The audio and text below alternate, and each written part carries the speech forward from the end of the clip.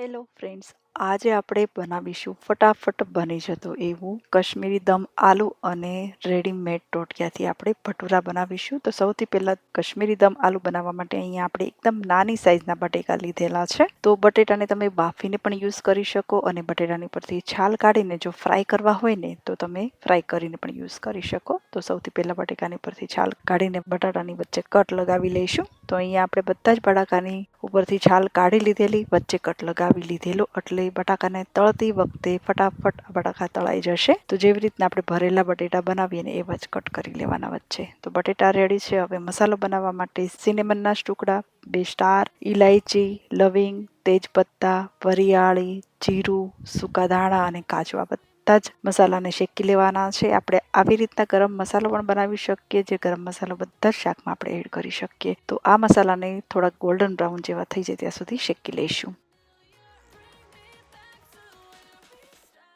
તો મસાલો આપણો શેકાઈ ગયેલો, હવે ઠંડો કરવા મૂકી દઈશું, પછી તેમનો પાવડર બનાવીશું. આ બાજુ આપણે બટેકાને કટ કર્યા હતા, પાણીમાં નાખી દીધા હતા, તો તેને થોડાક નેપકિનથી ડ્રાય કરી લઈએ અને બટાકાને તળી લઈએ. તો કશ્મીરી દમ આલુ બનાવવા માટે બટાટાને તળીને આપણે યુઝ કરી રહ્યા છીએ, પણ જો વધારે હેલ્ધી બનાવવા હોય તો તમે બાફીને પણ યુઝ કરી શકો, પણ બટેટાને તળવાથી મીઠાશ સરસ આવશે. તો આ બાજુ બટેટા તળાઈ રહ્યા છે ને ત્યાં સુધીમાં આપણે મસાલાને પીસીને રેડી કરી લઈએ.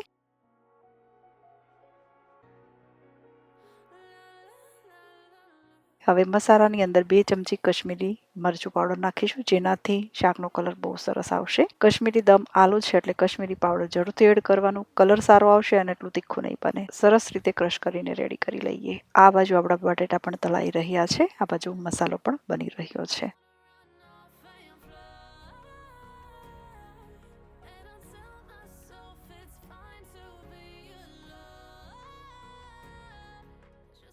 તો અહીંયા આપણે મસાલાને સરસ રીતે પીસી લીધેલો, મસાલો બનીને આપણો રેડી થઈ ગયેલો છે. તો મસાલો આપણે એક બાઉલમાં કાઢી લઈશું. આ મસાલાને આવી રીતના બનાવીને તમે સ્ટોર પણ કરી શકો. જ્યારે કશ્મીરી દમ આલુ બનાવવું હોય ત્યારે તમે બનાવી શકો. હવે બીજી સાઈડ આપણે બટાટાને તળવા મૂક્યા હતા અને તે પણ ગોલ્ડન બ્રાઉન જેવા થઈ ગયેલા છે. તો બટાટાને આપણે કાઢી લીધેલા. હવે ગ્રેવી બનાવવા માટે આપણે 4 થી 5 મોટી કળી લસણની, 1 મીડિયમ સાઇઝનો કાંદો, તેમની પ્યુરી આપણે બનાવીને રેડી કરી લઈશું.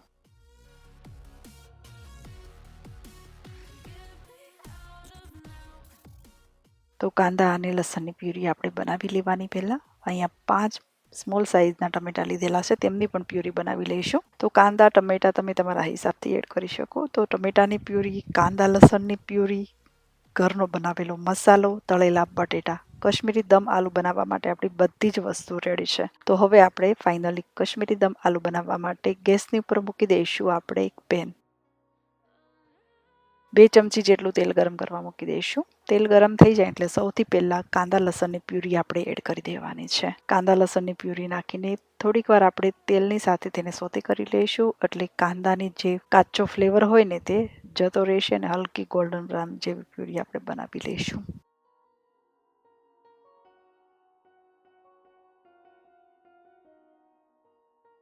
હવે ચૂટકી ભરીને હળદર નાખીશું, વધારે નથી નાખવાની. હવે આપણે ફરીથી 1 ચમચી તેમાં લાલ મરચું પાવડર નાખીશું.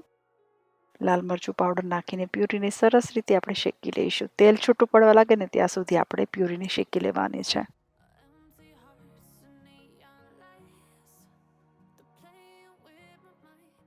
હવે આપણે જે ઘરનો મસાલો બનાવ્યો હતો અને તે એડ કરી દઈશું. થોડોક એવો વધારેલો, બાકીનો બધો જ એડ કરી દીધેલો.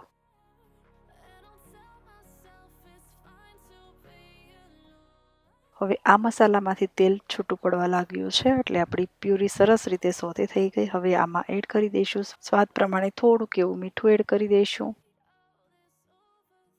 તો અહીંયા આપણી સરસ મજાની પ્યુરી સોતે થઈ ગઈ, તેલ પણ સેપરેટ થવા લાગ્યું છે. હવે એડ કરી દઈશું આપણે ટમેટાની પ્યુરી. ટમેટાની પ્યુરી નાખીને સરસ રીતે આપણે મિક્સ કરી લઈશું. ટમેટાના પ્યુરીના માપનું આપણે મીઠું એડ કરી દઈશું. તો મીઠું હું થોડું થોડું કરીને એડ કરું છું, તમે એકસાથે પણ એડ કરી શકો.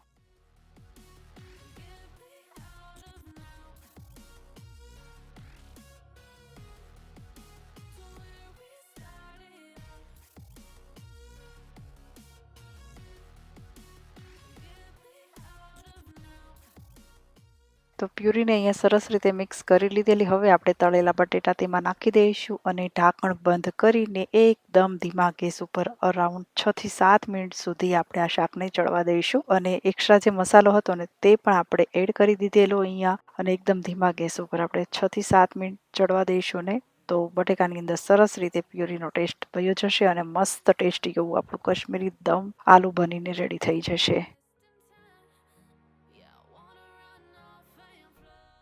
તો ઢાંકણ બંધ કરીને આપણે આ શાકને ચડવા દઈએ.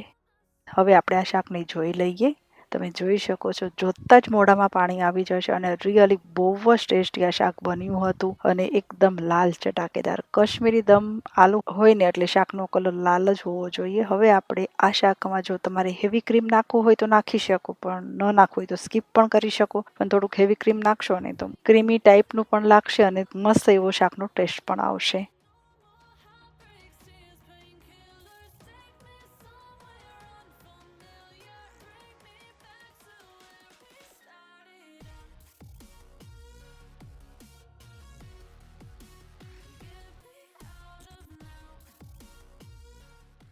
તો ક્રીમ નાખીને શાકને મિક્સ કર્યા પછી ફરીથી આપણે આ શાકને એકદમ ધીમા ગેસ ઉપર 1 મિનિટ માટે ચડવા દઈશું. 1 મિનિટ પછી આપણે જોઈ લઈએ તો મેં અહીંયા ફ્લેમ ટોટલી બંધ જ કરી દીધેલી છે. ઉપરથી આપણે કસૂરી મેથીનો પાવડર નાખીશું. જે કસૂરી મેથી હોય ને તેને થોડીક રોસ્ટ કરીને તેમનો પાવડર બનાવી લીધો હતો. હાથથી મસળશો ને તો પણ પાવડર થઈ જશે. તો હવે આપણું ફાઇનલી કશ્મીરી દમ આલુ બનીને રેડી થઈ ગયેલું. હવે ઇન્સ્ટન્ટ ભટુરા બનાવવાના છે તો તેના માટે અહીંયા આપણે લીધેલી છે રેડીમેડ ટોટિયા. ટોટિયાથી આપણે મસ્ત એવા ફૂલેલા ભટુરા બનાવી શકીએ છીએ. તો અહીંયા ટોટિયાને આપણે તળી લેવાની છે. તો તેલ પણ ગરમ કરવા આપણે મૂકી દીધેલું છે ગેસ ઉપર. હવે આ ભટુરાને આપણે તળી લઈશું.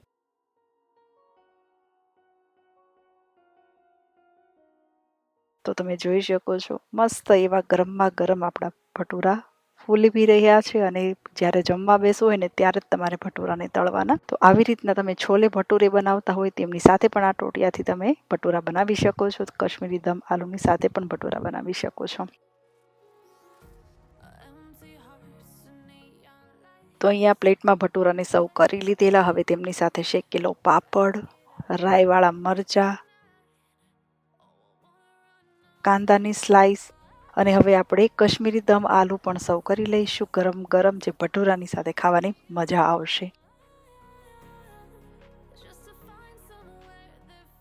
હવે કશ્મીરી દમ આલુ તો સર્વ કરી લીધેલું, પણ તેમની સાથે આપણને જોઈશે મસ્ત સ્વીટ એવા ગુલાબ જાંબુન. તો ગુલાબ જાંબુન બી આપણે ઘરે જ બનાવેલા છે. તેમની રેસીપી ઓલરેડી આપણે શેર કરેલી જ છે. તો મસ્ત એવા ઠંડા ઠંડા ગુલાબ જાંબુન બી સર્વ કરી લીધેલા. તો અહીંયા આપણી ફટાફટ બની જતી થાળી જેમાં છે ભટુરા અને કશ્મીરી દમ આલુ. તો આવી રીતના તમે ગરમમાં ગરમ ફટાફટ ડિનરમાં કશ્મીરી દમ આલુ બનાવીને ખાઈ શકશો અને ખાવાની બહુ જ મજા આવશે. તો ફ્રેન્ડ્સ, અગર તમને મારી આ રેસીપી પસંદ આવે તો વિડીયોને લાઇક, શેર અને ચેનલને સબસ્ક્રાઈબ પણ કરી શકો. તો આપણે આવી રીતના નવા વિડીયો લઈને મળતા રહીશું.